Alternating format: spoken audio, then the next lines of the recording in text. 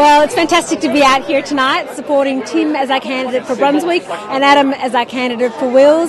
These are incredibly progressive seats, huge environmental and social justice conscience of all the people living here, and we can't wait to turn them green. And on a summer evening, sometimes we can see the flicker of a fire and hear Warlpiri language floating across the fence, and it's like being in the NT, you know.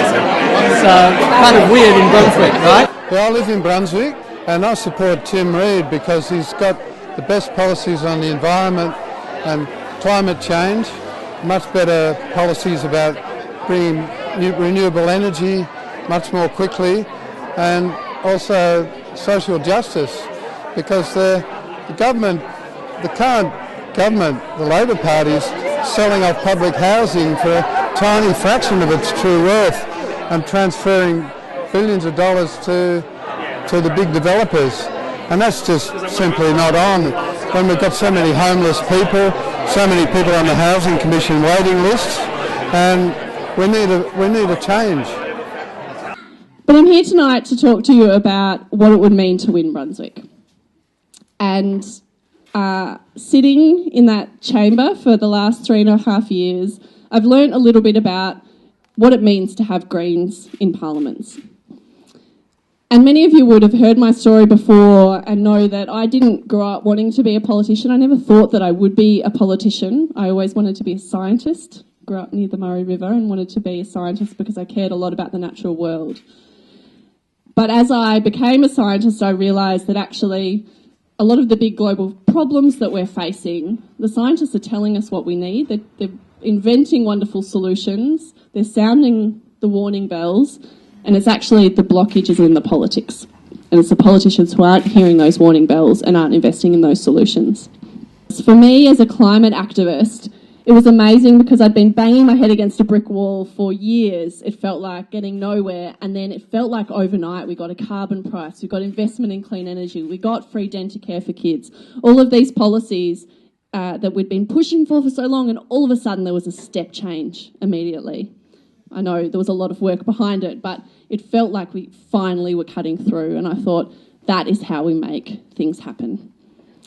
And so in 2014, when the Greens were looking for a candidate, I put my hand up for Melbourne.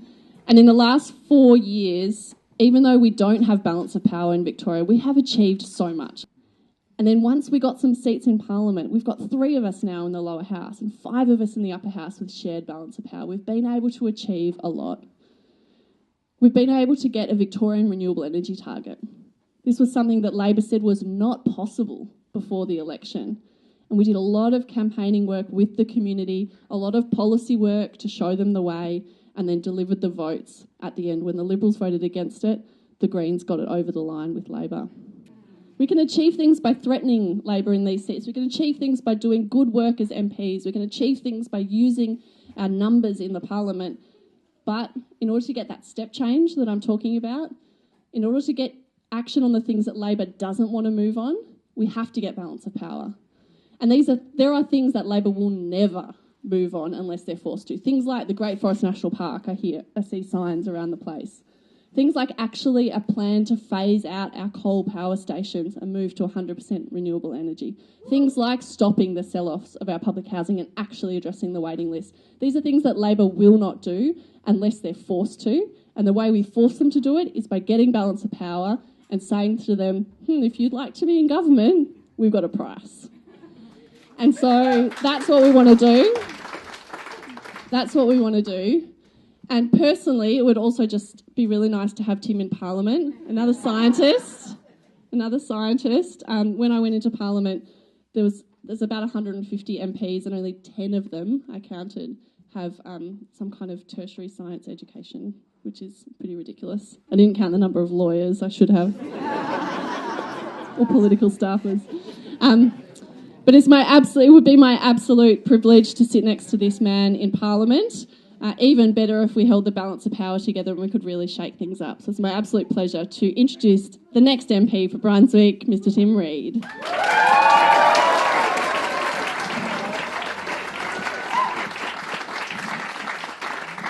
I'd like to acknowledge the Wurundjeri people, the traditional custodians of the land, and thank them for caring for it for 40,000 years or more, and hope that we and indeed the state government can learn something from them. And I'd like to take you back now to when I was a medical student, and I remember seeing an asthmatic patient who was about 15 and smoking. And the combination of asthma and smoking is just a disaster. And I remember walking out of the Children's Hospital and going across Flemington Road and seeing 2 cigarette billboards that more recently have had Adam Bandt's face on them. And that got me thinking. In fact, I was outraged that they were allowed to advertise cigarettes being fully aware of the harm that they were doing to the community. And I got involved in the campaign against cigarette advertising. I recall dressing up as a cigarette outside the Australian Open and handing out leaflets. And obviously, as I've said to some of you before, I recall spray painting health warnings on cigarette billboards. Just a tip, people, if you're, not that I'm encouraging you to do that, but check your spelling. It's awfully embarrassing. Awfully embarrassing to look at your mistakes for weeks afterwards.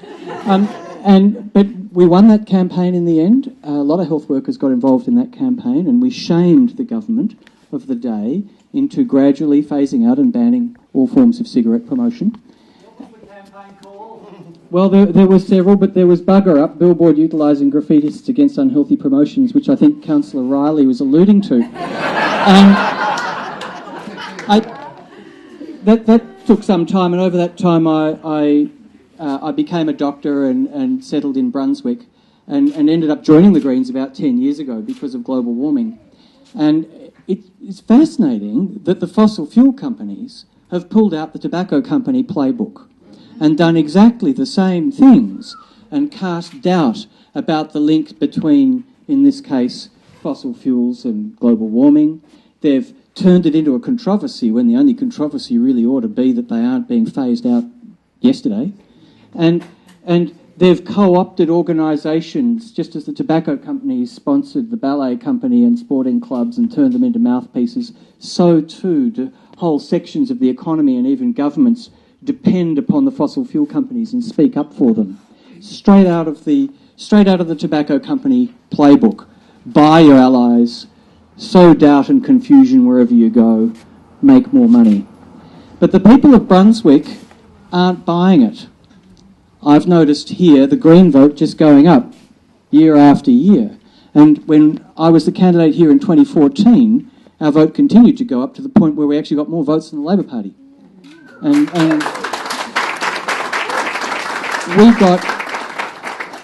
we got awfully close. And Ellen's already explained to you how much change you can bring about just by threatening without even being elected. And but there's a particular little list I made last year in the Northcote by-election. I'm just going to read the list to you. Ellen's already told you some of this, but this kind of struck me. So take yourself back 10 months or so. September the 17th, donation reform announced. October the 6th, renters' rights. October the 18th, plastic bag ban. October the 30th, safe injecting facility. These were this string of announcements. Tell you what, we need more of these by-elections, don't we? Because, you know, it's just not a win for the Greens or anything. This is harm minimisation for injecting drug users. This is good for fish in estuaries that won't have to swim through plastic bags. It's good for renters, about 40% of the people in 3056, I might add. And it's good for democracy, and the donation reform bill's just passed Parliament this week. So this is real change brought about by the fact that the Greens took all of these policies to the 2014 election. Labor didn't. But bang, bang, bang, boy, were they announced. We need a by-election every 3 months. So the lesson is clear that Labor and the Liberal Party have selective hearing, right? Deaf to science. Pretty hard of hearing when it comes to social justice. And what was that you said about decency? Didn't pick it up. But they're acutely sensitive to the sound of falling seats. And they know they're not the only ones polling in Brunswick. Rather, we're not the only ones polling in Brunswick. I got robo-polled the other day. And so the Andrews government may style itself as progressive, but you don't have to scratch them too deep to know that they're a tollway building, forest felling, whatever else, public housing selling, pokey baron supporting party, right? They stand up for vested interests. They know what they're standing up for.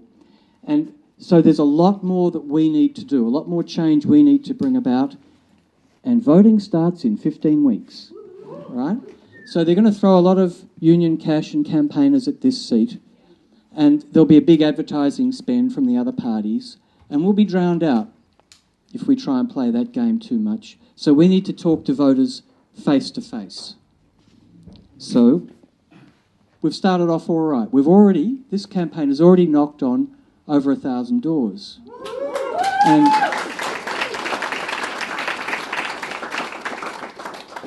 And now we have an office.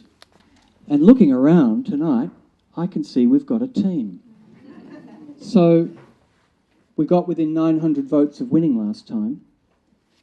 Now, it's never easy to take on vested interests. It's going to take all of us. And so tonight, I'm inviting you to join this campaign. And whether you've never done politics before or not, I can promise you it's going to be worth it. Thank you.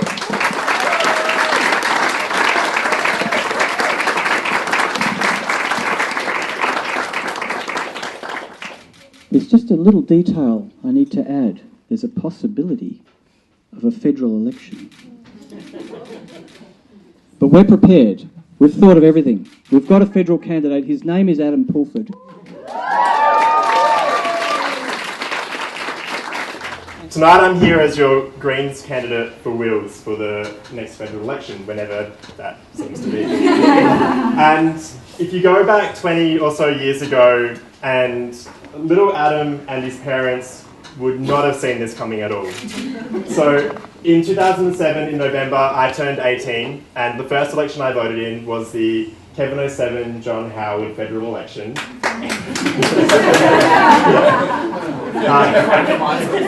feel like you're going to be disappointed with what I'm about to say, because effectively, I voted for John Howard in that election.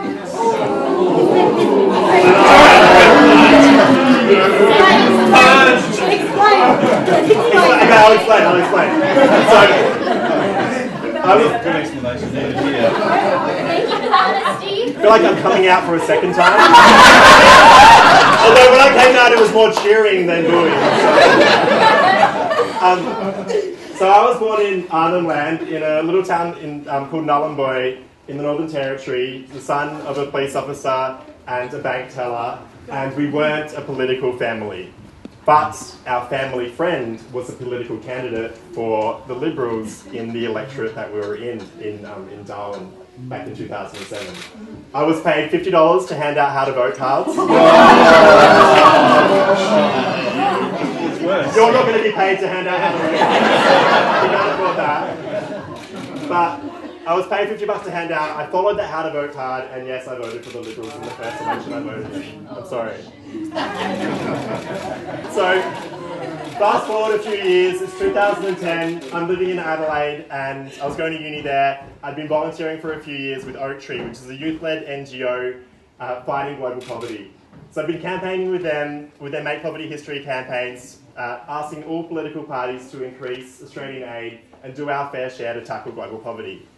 Through that, I learned that Labor was actually probably better than the Liberals. And in 2010, I voted for Labor. Less booing, but still, people aren't happy. You're not angry, you're disappointed. Slow burner. It was only in 2013, when I'd moved to Melbourne and was living in Adam Banks electorate, that I first volunteered, donated and voted for the Greens. And that was because I'd heard what Adam was doing.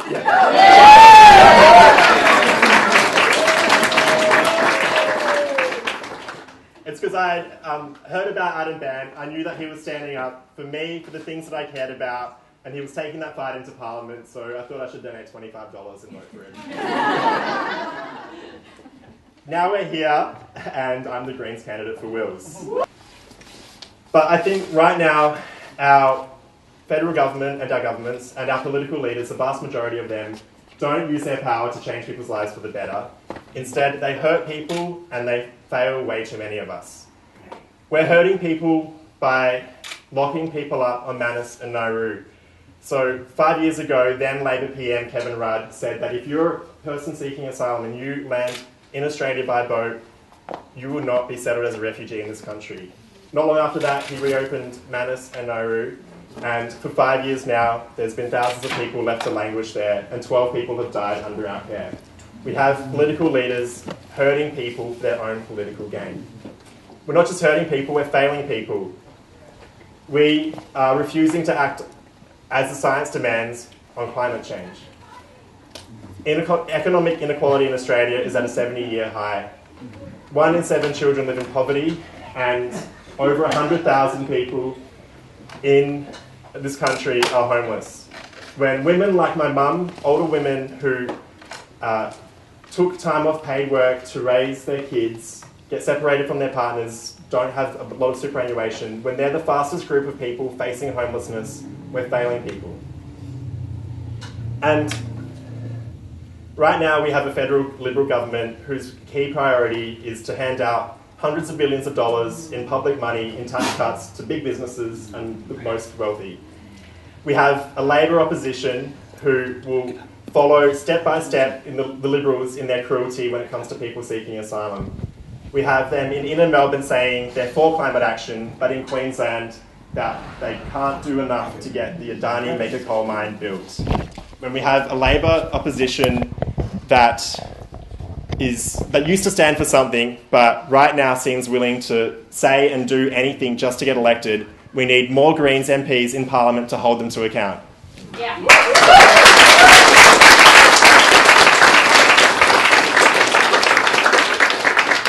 And we need more Greens in our parliaments because I believe that as a country we can do better. We can use politics to change people's lives. We can be a country that takes the threat of climate change seriously and invests in renewables, not build new coal-fired power stations. We can be a country that, instead of electing political leaders that drive fear and hate and division in order to chase votes, we can elect people who will champion equality and champion love and who will celebrate every single member of our community because of their race, because of their religion, because of their gender, because of their sexuality, because of their ability, because our diversity is our strength. I want to be someone who fights for a better future for every single one of us. And the exciting thing is that here in Wills, it's a race between Labor and the Greens, and it's a marginal Labor-Greens seat. Here in Wills, we can do this.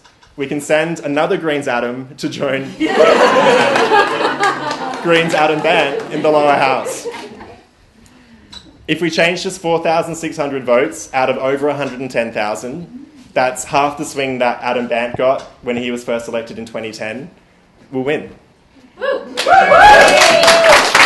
I'm a supporter of Tim Reid for the Greens in Brunswick, and I've known Tim for a few years now as a Green, and he stood for the seat last time and came within, I think, about 900 votes of winning. He's a good guy. He's very honest, I think, and stands up for issues that I hold dear. And I would trust the way that he makes up his mind about things too, which is based, or because he's a doctor and a scientist, he tends to base his views on research that's been done and things that he's found out about for himself. Adam Pulford for Wills, I think, is going to be a really great, strong on the environment, has really a big commitment to getting a young voice in Parliament. And given some of the old farts that we've currently got in Parliament, I think that's all to the good. I think Tim Reid's going to be an excellent candidate for Brunswick, and that's probably why Jane Garrett left, because she knew she couldn't beat him next time. He's very strong on public health, on the environment, and the connections between the environment and health. And he's got, very strong views on social inequality.